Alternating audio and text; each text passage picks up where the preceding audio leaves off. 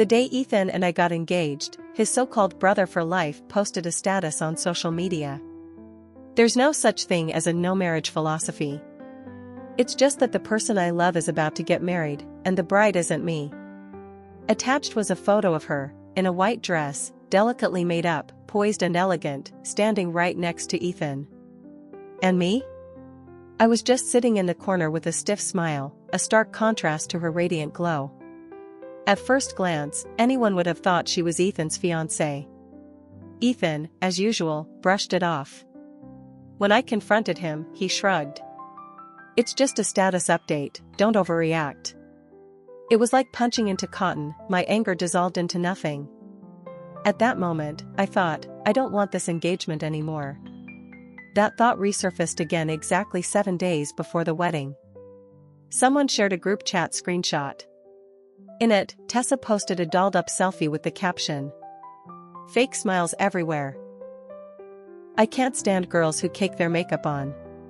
Come over and drink with me." My eyes lingered on her skimpy spaghetti strap top, then shifted to Ethan's face. "She's still a girl, it's late, maybe you shouldn't go," I told him. But Ethan wore his usual careless expression. "What's the big deal? She's basically one of the guys." On our honeymoon, Tessa wanted to tag along. On my birthday, she called and pressured Ethan to show up at her party. Whenever I tried to create a private world for just the two of us, she'd show up at the door, asking to stay. And every single time, Ethan gave me the same line. "She's one of the guys." I lost count of how many times I had to hear that. One day, exhausted, I finally said it straight. "If you go, then cancel the wedding." Ethan thought I was joking. "You're still jealous of Tessa? You know her. She just acts like a guy. Stop making everything such a big deal. Marriage isn't a game, and your constant threats kill the vibe." He even brought up that same status from Tessa's post. That day, I was shaking with rage, crying as I poured out years of frustration. But to him, I was nothing but irrational, annoying. In the end, our fight ended with the words we both threw out. "Let's break up." But the next day, I humbled myself and went to beg for a reconciliation. He coldly warned me. "Stop causing drama." This time, my voice was calm. "I'm serious." Maybe because my face looked so grave, Ethan's expression shifted for a moment. "Don't forget, it was you who chased after me, you who proposed to me. And now here you are, groveling like a dog, begging me to come back. Isn't that pathetic, Ava?" He was certain I couldn't leave him. But what he didn't know was, ice doesn't form overnight, and neither does heartbreak. I wanted to end things, not just because of this one incident. Right then, his phone rang, the special ringtone he'd set for Tessa. I smirked faintly. "Where are you? Everyone's waiting on you. Don't forget to grab some booze on the way." Her voice carried through the speaker. "Listen, you're not going home tonight without showing up." Ethan looked at me. I knew what he was waiting for. In the past, I would have been furious, anxious, desperate to persuade him to stay, clinging to him like he was the only thing that mattered. But now, with my heart already numb, I felt like a stranger in my own story. In the awkward silence, Tessa's voice cut in again, tinged with disdain. "Wait, is she not letting you come? Oh please. What's the big deal? We're all just friends, what could possibly happen? Honestly, you're not even married yet, and she's already controlling you like this. After the wedding, will you even have a life anymore?" Ethan snapped, irritated. "Who says I'm not going? We're all brothers here, what's the harm?" Just before he slammed the door shut, I asked quietly. "Ethan, do you really believe there's nothing going on?" The door rattled from how hard he slammed it. "Tessa and I have known each other since middle school, way before you came along. If there were anything between us, do you really think it'd be your turn now? Ava, just wait. One day you'll be the one on your knees begging me to come back."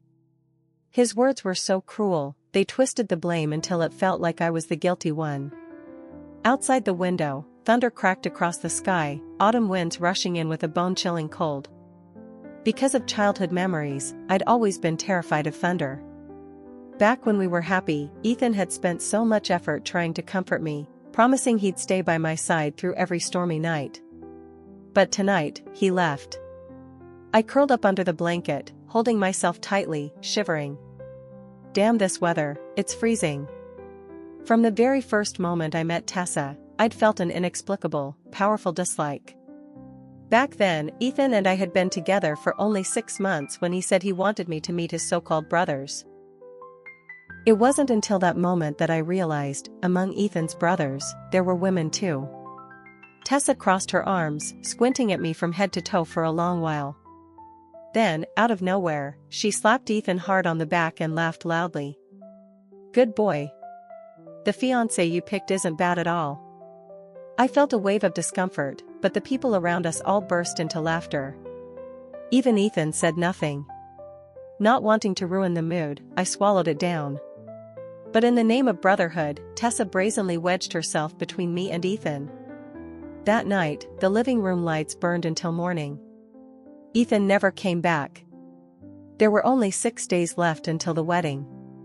Out of habit, I opened Facebook. The first thing I saw was Tessa's new post. Wow, such a surprise. Even a straight guy can cook. Lucky me, I got to enjoy a love-filled breakfast from a man like this. The photo showed her holding a fried egg, with a lavish American-style breakfast spread behind her. In the top left corner, I caught sight of a very familiar sleeve. Below, the comments were full of congratulations.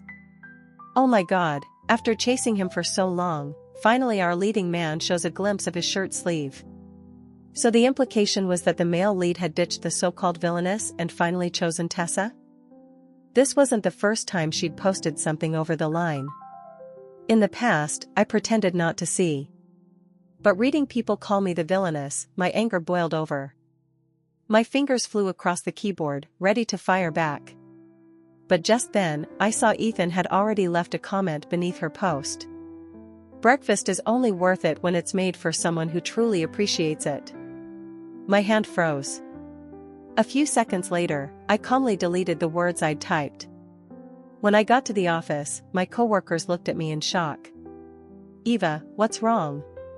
Didn't your perfect boyfriend make you a sweet breakfast today? I gave a faint smile. We broke up. The wedding's off too. The air froze instantly. It wasn't until the end of the day that someone finally spoke up. Eva, you and Ethan have been together since college, right?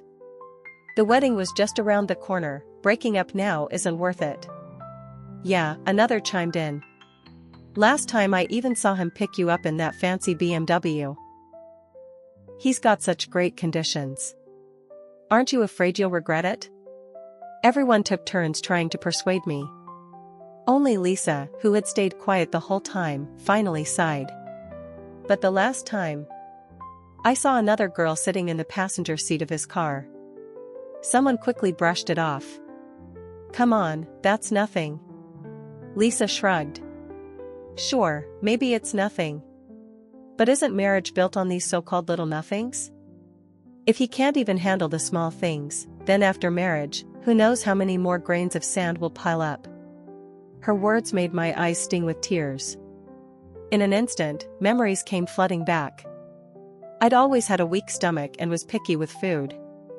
After we got together, Ethan took it upon himself to earn a culinary certificate, changing up the menu every day just to cook me breakfast. He once told me, Eva, I used to hate the smell of grease. I thought I'd never set foot in a kitchen. But after meeting you, I realized. If you love someone enough, nothing else matters. The day he passed the exam, he hugged me tight and spun me around in the middle of campus. From now on, I'll only cook for you. When I stepped out of my office building, my phone rang. It was my best friend, Rachel. She sighed softly. Eva, as long as you've thought this through, I'll always support you. We've walked through so many years together, but no one else will ever truly understand the hardships and happiness you've shared. 6 more days until the wedding, can you really go through with this? She hesitated, then added. Our industry is booming in New York. You insisted on staying in Chicago back then because of him. Why not come back and work at my firm? It'll definitely be better than staying here. Rachel and I were both from New York. The only difference was, after graduation, she had returned home to start her own company, and it had only grown stronger. Me? I stayed in Chicago because of love. Lost in thought, I felt a coworker tug at my sleeve. Looking up, I saw Ethan standing in his usual spot, the place he always waited for me after work. He walked toward me, his figure carrying the weight of compromise, a shadow of the boy from years ago, who once dared to cut ties with his wealthy family for my sake. Back in college, while I worked part-time jobs, he, born into privilege, took on heavy labor without complaint. Just last year, the company he founded finally went public. The first thing he did was buy me the pink diamond I had once adored. That was also when he finally had the courage to propose, giving me his promise. Eva, everything I've done isn't to pressure you. I just want you to know that even without the Harris family, I can still give you a good life. No one controls my future but me. And yet, his cold words from last night still echoed in my head. If there were anything between me and Tessa, it would have happened long ago. You never even would have had a chance. Before I left the office, a colleague winked at me. A man like that is handing you away back, why not take it? I took the initiative and asked. Where did you sleep last night? Ethan's face hardened, irritation flashing across it. We broke up. Pack up the rest of your things at my place, and don't get in the way of my girlfriend moving in. In that moment, I realized I no longer needed any answers. I didn't need to give him another chance. I heard my own voice, steady and cold, replying to Ethan as though I were also answering Rachel's still-waiting call. Fine. Without thinking, I moved toward the passenger seat, but Ethan blocked me. He curved his lips into a frigid smile. This seat is for my girlfriend. Heat rushed to my face, burning with humiliation. Out of the corner of my eye, I caught sight of a neatly placed blue throw pillow, the very same one I'd once seen in Tessa's apartment. This condo had originally been purchased by Ethan as our future marital home. Every piece of furniture, every little decorative detail, even the smallest trinkets on the table, I had carefully chosen them and arranged them myself. I had pictured our happy future here more times than I could count. Yet at this moment, I felt strangely relieved, thankful that, despite Ethan's many urgings, I had never agreed to move in before the wedding. Otherwise, today I would have been the woman kicked out of her fiancé's home. A humiliation far too bitter to bear. Back already? The door swung open from the inside, and it was Tessa. Her gaze landed on me, flickering with thinly veiled mockery. Ethan, if Ava was coming over, why didn't you tell me ahead of time so I could properly prepare to welcome her? Her stance was clear, like the mistress of the house. I had lived through this scene once before. Back then, Ethan had nervously fumbled his words all the way home before finally revealing that he had bought a place, and that I was to be its mistress. The overwhelming joy of that surprise had barely settled when Tessa suddenly stepped out from inside the apartment. Am I the first woman, besides Ethan, to ever set foot here? I had asked. Ethan had immediately shoved her out, declaring firmly. The first woman to enter this home must be my wife. Get out. But now? Ethan made no such protest. Which meant, it was true, they were together. I said nothing and quietly gathered my things. Tessa, meanwhile, opened FaceTime and connected with their group of brothers. Clearly, the breakup couldn't remain hidden anymore. I told you, dating is one thing, but marriage has to be a match of equals. And everyone knows Ava chased after Ethan for 7 years. Tell me, what man would want to marry leftovers like her? The moment those words left her mouth, Ethan's friends' expressions shifted. Their eyes toward me now carried a shade of contempt. I was about to speak up when Ethan, silent until then, suddenly cut in. She didn't chase me. His voice was steady, his expression sharp as he stared directly at Tessa. What Ava and I had was real love, not the kind of clinging you're talking about. Tessa quickly ended the call, her laughter filling the room as she tugged playfully at Ethan's arm. Come on, what's the point of talking about this? Let's just play some games. I looked at the two of them, so intimate, so comfortable, they might as well have been an official couple. I remembered how I once tried to fit in too, even forcing myself to learn games I had zero interest in, just to play alongside Ethan. But every time I failed. And every time, Tessa laughed.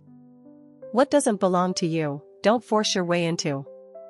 Back then, those words crushed me. I blamed myself, why couldn't I even learn to like what Ethan liked? But now, looking back. That sentence really was infamous for a reason. I thought I had so much to pack. Yet when I finished, everything that truly belonged to me fit into just half a suitcase. The rest were luxury items Ethan had bought me after his startup succeeded. I didn't bother touching them. As for the photos of us together, I dumped them all in the trash. Right after, I booked a one-way ticket back to New York. The same day as the wedding. Ethan's eyes darkened as he stared at the trash bin. You really mean this, Ava? His chest heaved as he let out a cold laugh. Fine. Let's agree, whoever regrets first, is a dog. In the past, because I'd lost my parents young, I'd always been terrified of abandonment, terrified of being alone. Every time he said something like that, I would panic, lose all self-respect, and beg him to take me back. Ethan knew it too, that's why he was always so arrogant, so smug. But this time, I only smiled. Ethan, this time I'm serious. Just as I turned toward the door, Tessa barged in, her voice dripping with mockery. Ethan, the master bedroom upstairs is gorgeous. Can I sleep there tonight? That room had never been entered by anyone, not even the housekeepers. Ethan never allowed it. He'd kept it untouched only because I loved it, saving it for us to move into after the wedding. But tonight, I heard his voice, cold and casual. If you want to, then go ahead. I walked out, hollow, wandering aimlessly down the street, not knowing how long I'd been gone. Until a stranger stopped and handed me a tissue. Miss, are you crying? It was only then that I reached up and felt my damp cheeks. Tears had soaked my face without me even realizing. There were still 5 days until the wedding. That afternoon, the bridal shop called. Miss Ava, your gown has arrived. You can come try it on today. I went. But when I explained my situation, the clerk refused. She stammered. Miss Ava, whether it's pickup or final fitting, the registered member must be present. I followed her nervous gaze, and there was Ethan, standing there with Tessa at his side. Tessa nudged him playfully with her elbow, her tone half teasing, half sweet. Go on, she's here already. If you don't greet her, she'll throw a fit again. Ethan's face stayed stone cold, unmoving. He was far too used to me being the one to bow my head first. The moment Ethan's buddies saw me, they burst out laughing and teasing. Ava, did you come here because you knew Ethan was around? Ha, it's always the same, you throw a tantrum, then come running back to him. Gotta admit, Ethan really knows how to keep his woman in line. I'd heard these words more times than I could count. But this time, each one stabbed into my ears like needles.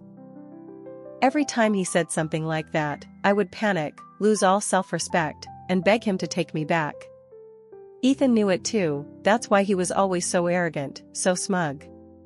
But this time, I only smiled. Ethan, this time I'm serious. Just as I turned toward the door, Tessa barged in, her voice dripping with mockery. Ethan, the master bedroom upstairs is gorgeous. Can I sleep there tonight? That room had never been entered by anyone, not even the housekeepers. Ethan never allowed it. He'd kept it untouched only because I loved it, saving it for us to move into after the wedding. But tonight, I heard his voice, cold and casual. If you want to, then go ahead. I walked out, hollow, wandering aimlessly down the street, not knowing how long I'd been gone. Until a stranger stopped and handed me a tissue. Miss, are you crying? It was only then that I reached up and felt my damp cheeks. Tears had soaked my face without me even realizing. There were still 5 days until the wedding. That afternoon, the bridal shop called. "Miss Ava, your gown has arrived. You can come try it on today." I went. But when I explained my situation, the clerk refused. She stammered. "Miss Ava, whether it's pickup or final fitting, the registered member must be present." I followed her nervous gaze, and there was Ethan, standing there with Tessa at his side. Tessa nudged him playfully with her elbow, her tone half teasing, half sweet. "Go on, she's here already. If you don't greet her, she'll throw a fit again." Ethan's face stayed stone cold, unmoving. He was far too used to me being the one to bow my head first. The moment Ethan's buddies saw me, they burst out laughing and teasing. "Ava, did you come here because you knew Ethan was around?" "Ha, it's always the same, you throw a tantrum, then come running back to him." Gotta admit, Ethan really knows how to keep his woman in line. I'd heard these words more times than I could count. But this time, each one stabbed into my ears like needles. As Ethan swiped his card, I slipped the ring off my finger and said coldly, "I don't need this anymore." For a brief moment, panic flickered across Ethan's face. And the group of friends, who had been so eager to watch the drama unfold, fell completely silent. Tessa put on an air of mediation. "Ava, I understand Ethan. He's not a bad guy, he's just careless sometimes. A man can't always guess at a woman's complicated feelings. Let me talk to him for you. Don't take it so seriously." Ethan's face instantly darkened. In his eyes, I was just pulling the same tricks again. He stared at me, each word cutting like ice. "Ava, there are 5 days left until the wedding. I want to see how you'll end this." "And this?" I laughed, answering calmly. "By not getting married." Clang! Ethan suddenly snatched the ring from my hand and hurled it with full force into the trash bin. His voice was low, his gaze sharp. "Fine. Whoever regrets first, is the dog." The ring rolled a few times before landing squarely in the garbage, just like our 7 years together. Sweetness, bitterness, all of it, collapsed into nothing but trash. 3 days later, despite hesitation, my boss approved my resignation. After saying goodbye to my coworkers, a thought struck me, Ethan's mother. Unlike his so-called brothers, she had always treated me kindly. Hesitating, I finally carried a fruit basket and went to the Harris estate. On the way, I sent Ethan 2 messages. "I've already told my side of the guests. You should inform yours. I'll take responsibility for any cancellation costs." Just as I hit send on the second, my phone lit up with a red exclamation mark. He'd blocked me. I thought Mrs. Harris would try to persuade me. But after listening, her eyes turned red with sorrow. "I always thought you and Ethan would be different. But in the end, that boy still repeated his father's mistakes." That day, everyone said Ethan had suffered for my sake. But she knew the truth, that what I had endured was no less than what he did. The world kept saying Ethan and I were worlds apart. That him agreeing to marry me was some blessing I should be grateful for. But if we were really worlds apart, then how could the ground ever reach the clouds without exhaustion? Just because I was born with less, every effort of mine was dismissed, treated as nothing more than what I should do. Suddenly, Tessa's voice rang out. She entered the Harris estate with Ethan beside her. "Hello, ma'am." Mrs. Harris ignored her completely, her gaze fixed only on Ethan, cold and disappointed. Then she turned to me, clasped my hand, and looked at me with deep pity. "He's the blind one here. Stay. Share one last meal with me, will you?" Ever since Ethan and I got engaged, she had always called herself my future mother-in-law. But today, Mrs. Harris no longer called me daughter-in-law. She called me Miss Ava. After I left, Ethan's voice called me back. "I don't know how you found out I was at my mother's today. But if you wanted to apologize, you should have come to me, not to her." I froze for a few seconds before it sank in. So in his eyes, my visit to the Harris estate was nothing more than some roundabout way of begging him for forgiveness. I frowned, then firmly spoke the words I had meant to send in a text but never did. I was the one who asked to call off the wedding. I'll take responsibility for all the costs. At that, Ethan's expression shifted. His hands clenched so tightly his knuckles went white, and for a fleeting second, I wondered, did he truly believe that after everything, one half-hearted apology would make me bow my head again, stay by his side again? Tessa sighed, her tone dripping with condescension. Ava, honestly, the wedding is almost here. Why are you still being so stubborn? Ethan's already done more than enough for you. You don't even know how good you've got it. I'll never understand girls like you. I let out a soft laugh, finally voicing what I had held back for far too long. You're a girl too, aren't you? Yet you parade around calling yourself one of the guys. What is it, did you forget your own gender, or take a little trip across the line somewhere? Tessa hadn't expected me, the woman who had always endured in silence, to snap back so sharply. Memories of countless small slights flashed through my mind, each one fueling my anger. Calling a man with a girlfriend over in the middle of the night to drink, did she think that was appropriate? When Ethan and I were together, she tagged along on Valentine's Day. Even on our anniversaries, she insisted on being there. What next? On our wedding night, would she want to lie between us too? Back in school, I'd met plenty of girls like her, pretending to be blunt and just like a guy, but in truth nothing more than wolves in sheep's clothing. If anyone dared call her flirtatious, she'd throw it back, if that's what you see, it's just because your mind is dirty. I had never wanted to expose her, thinking adults should preserve each other's dignity. But Tessa had pushed and pushed, again and again, right onto center stage. Her face flushed crimson, eyes glistening with tears. That's enough. Ethan roared. This is between me and you. Don't go too far. My rage surged, but then it cooled into something harder, sharper. Lisa had been right, Ethan couldn't handle even the smallest things. He let them pile up, ferment, until they all became my problem. One day before the wedding, in the dead of night, my phone rang. It was one of Ethan's friends. Sis, why are you fighting with my boy again? It's about Tessa, isn't it? But seriously, she and Ethan never had anything. They've just been friends all these years. Look, don't blame me for not warning you, if it's not Tessa, it'll be someone else. There's also Chelsea, and plenty of other women who like him. Ethan's drunk, he's still at the same bar. Hurry and pick him up. In the past, every time Ethan went out drinking, I would stay up waiting, sometimes until midnight. Even if I had to wake up early the next morning for a business trip, I still waited. But Ethan would always say, I can just call a driver. Waiting up for me is pointless. You're only touching yourself with your own sentimentality. So this time, I decided to finally listen to him. I'm tired. I'm going to sleep. On the other end, there was silence for a few seconds, followed by the faint crash of glass. I didn't care. She's still putting on an act. Aren't you afraid Ethan really won't marry you? Outwardly, Ethan stayed indifferent. But in his mind, he couldn't shake the image of me walking away that day, my back cold and unyielding. A sudden panic gripped him. He thought for a long time.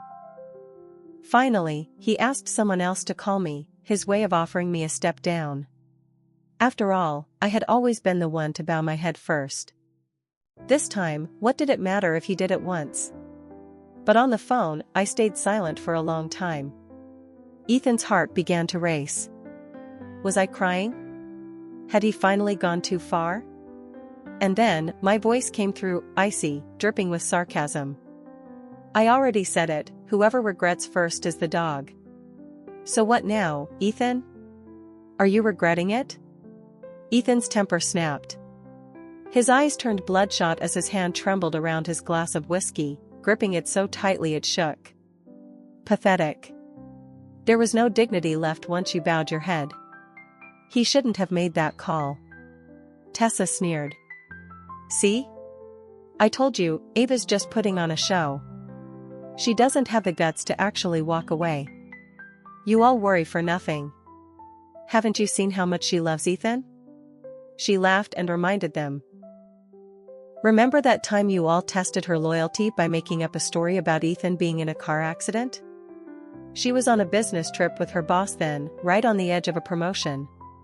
But what did she do? Dropped everything and rushed back that night. And afterward? For years, she never got promoted, because her superiors thought she lacked the bigger picture. Hearing that, Ethan's mind filled with those years gone by. His restless heart slowly steadied. How foolish of him, he thought, to even doubt me, to take my words at face value. What he didn't notice was the flash of cold calculation in the corner of Tessa's eyes. The next day, I received a call from Ethan. His voice was hoarse, heavy with drink. Ava. I only let Tessa try on the wedding dress because you were being unreasonable. This is the longest Cold War we've ever had. You've never ignored me this many days before. Now when you see me, it's like I don't even exist. Ava. I'm scared. I laughed. Ethan Harris. The man who had always been so sure he held the upper hand in love. Finally, he knew what fear felt like. Let's just say it was your fault this time. All right? Wait for me, I'll come pick you up. But the smile on my lips slowly faded. I suddenly realized Ethan still didn't believe I truly meant it when I said I wouldn't marry him. I didn't bother to explain. Silently, I packed my luggage and left the hotel. 9 a.m. At the Harris estate, Ethan, dressed in his groom's tuxedo, led the line of luxury cars out in grand procession. At that very moment, a plane departed Chicago, bound for New York, soaring across the sky above them. Inside the empty hotel lobby, Ethan tried calling Ava for the 48th time. A staff member rushed in, out of breath. Mr. Harris, Ava, and the bridesmaids still haven't arrived. Could what she said really have been true? Ethan's expression darkened, but then he forced himself to remain calm. Impossible. Marriage was what Ava had always dreamed of. How could she not show up? But both Ava's and the bridesmaids' phones were unreachable, as if prearranged. The cold voice of the operator repeated endlessly, hammering the cruel truth. Sorry, the number you are trying to reach is currently unavailable. The groomsmen exchanged uneasy glances, recalling Ava's unusual behavior lately. Doesn't this strike you as odd? Before, no matter how bad the fight, within 2 days she'd write a whole essay apologizing to Ethan. But this time? Nothing. She hasn't reached out at all. Ethan, refusing to believe, frantically opened their chat history. The last message was 8 days ago. A chill gripped his chest as he realized, since that night, when he left her alone to drink with Tessa, Ava had never sent him a single text again. A foreign kind of fear crawled up his spine, tightening around his heart. He bolted outside, driving recklessly to Ava's apartment complex. Not waiting for the elevator, he sprinted straight to the 6th floor. The door stood wide open. The warm little home Ava had so carefully decorated was now stripped bare, everything that belonged to her, gone. The landlord stepped out, smiling. Oh, she moved out this morning. I thought you two were about to get married, but she left early, huh? Well, congrats, congrats. Ethan went berserk, charging into every room. The bedroom, the study, the bathroom. But there was no trace of Ava anywhere. He panted heavily, his voice trembling. Where's Ava?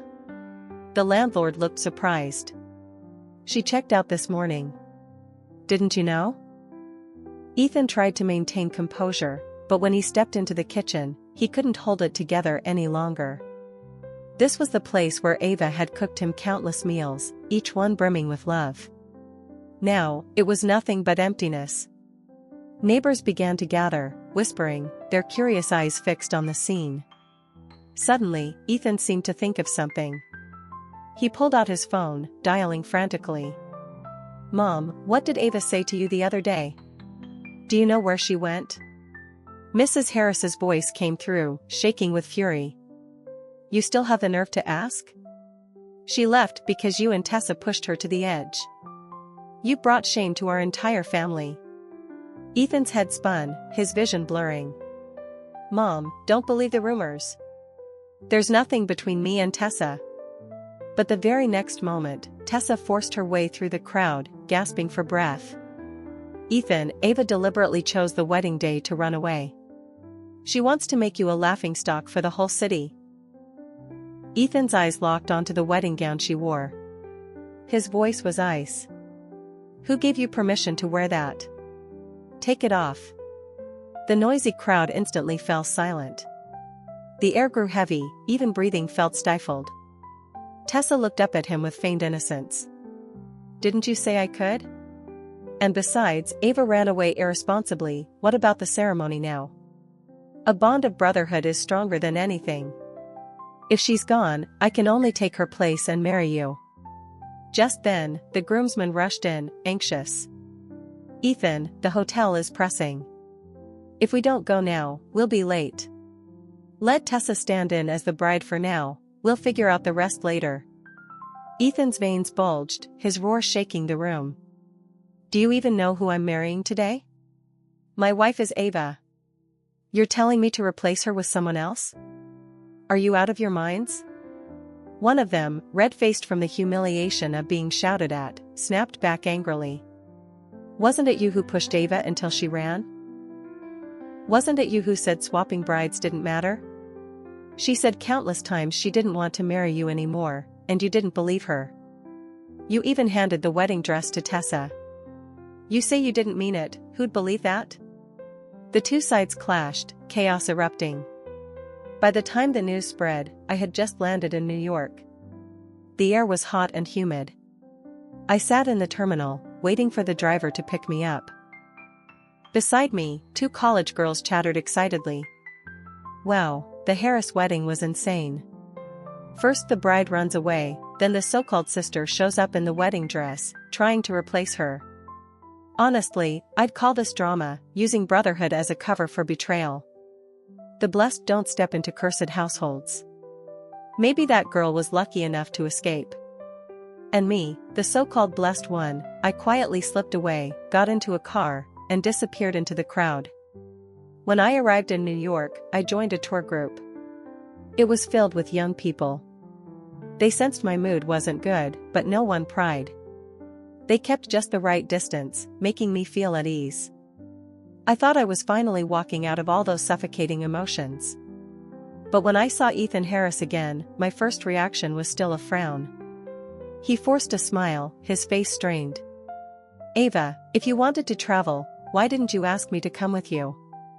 I ignored him, keeping my focus on the tour guide, walking among the group. Ethan didn't get angry. Instead, he fanned me with his hat, offered me water. Even when I brushed him off coldly, he just trailed after me obediently. Ava, I remember you love Yosemite. You always said for our honeymoon we'd start in Lake Tahoe, then drive through Montana all the way to Seattle. Back then, work kept us both swamped. So we planned the honeymoon before the wedding, because after marriage, it would only get busier. I had stayed up 2 weeks straight, cramming work just to clear time for that trip. But right before departure, Tessa piped up that she wanted to come too. And Ethan didn't refuse.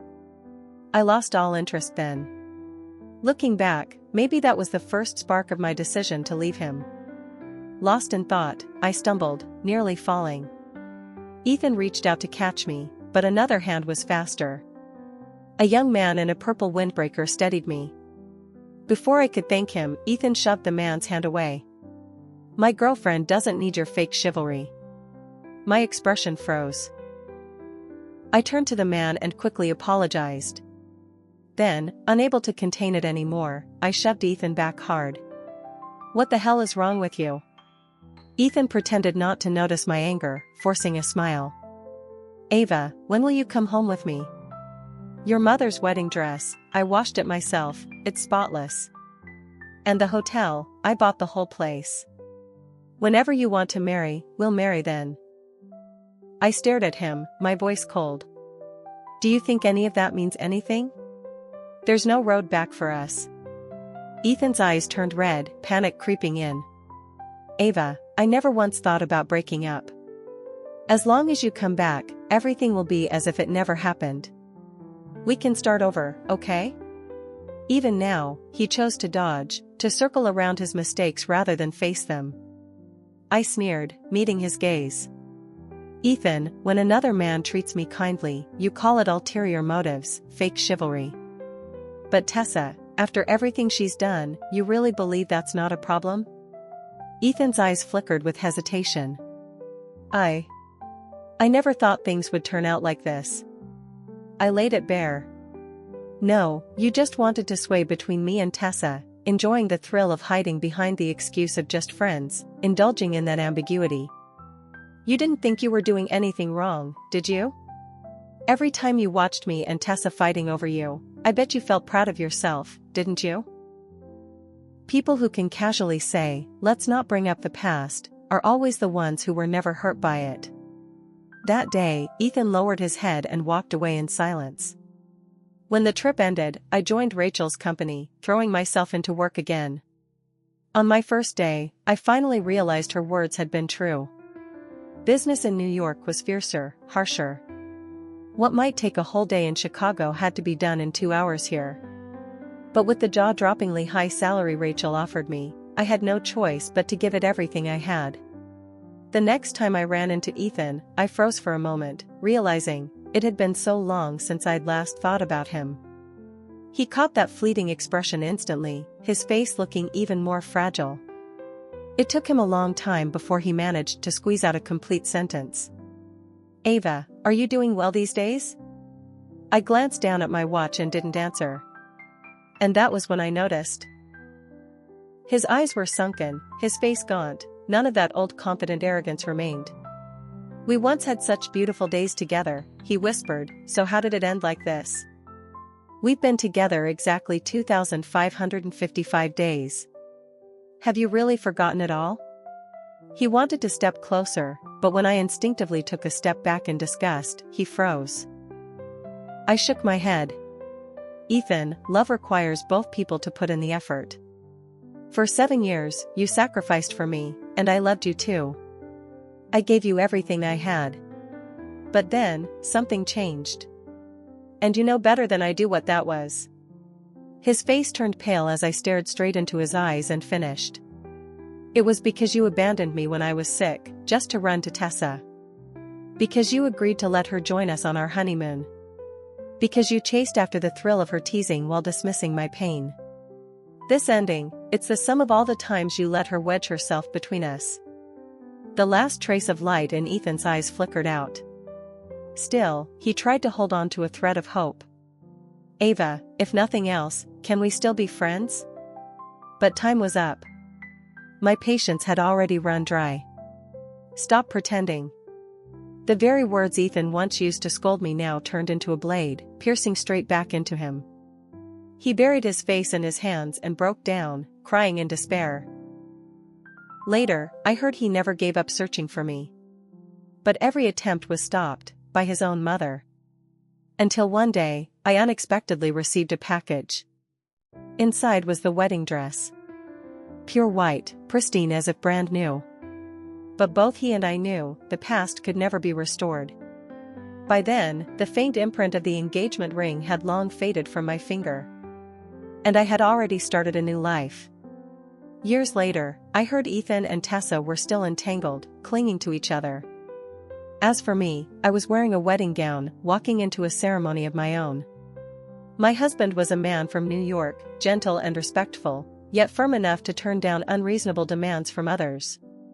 He was exactly the kind of man I had always longed for. Subscribe to the channel for more stories like this.